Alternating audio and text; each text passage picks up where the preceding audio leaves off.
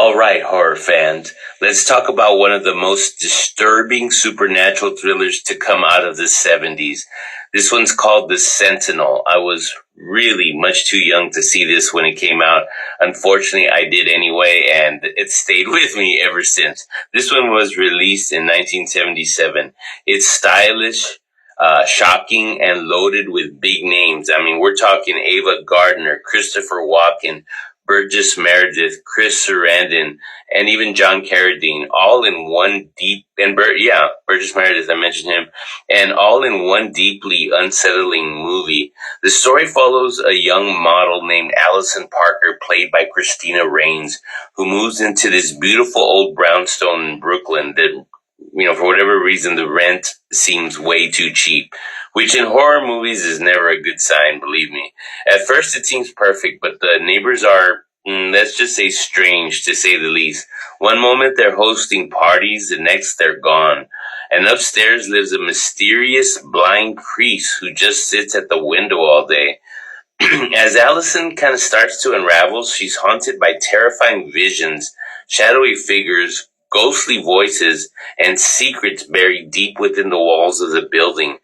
The tension keeps building until she realizes that this isn't just an apartment, it's literally the gateway to hell. What makes The Sentinel stand out is how it blends old school religious horror with raw 70s New York grit. It feels like Rosemary's Baby meets The Exorcist, but even darker and weirder in a lot of ways. And the cast, like I said, it's stacked. You got Ava Gardner in one of her final big roles, who plays a glamorous but sinister real estate agent who knows a lot more than she's letting on. And then there's Christopher Walken, still in his very early in his career, playing a detective trying to piece the mystery together, already showing that trademark Walken intensity. Burgess Meredith steals scenes as this bizarre, overly cheerful neighbor who somehow makes your skin crawl every time he smiles. The atmosphere here is pure nightmare fuel. Dim lighting, religious symbolism, and the slow creeping dread that builds until the final act just explodes into full-blown horror.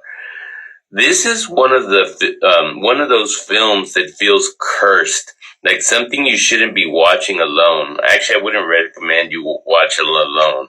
It's grotesque, surreal, and unapologetically disturbing.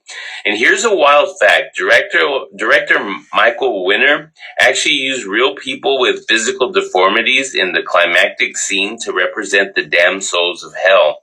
That choice sparked major controversy, but it's also what makes the film feel hauntingly real.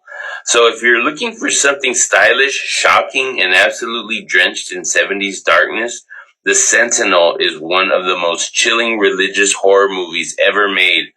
Again, turn off the lights, lock your doors, and maybe, just maybe, don't rent the apartment with the blind priest that lives upstairs.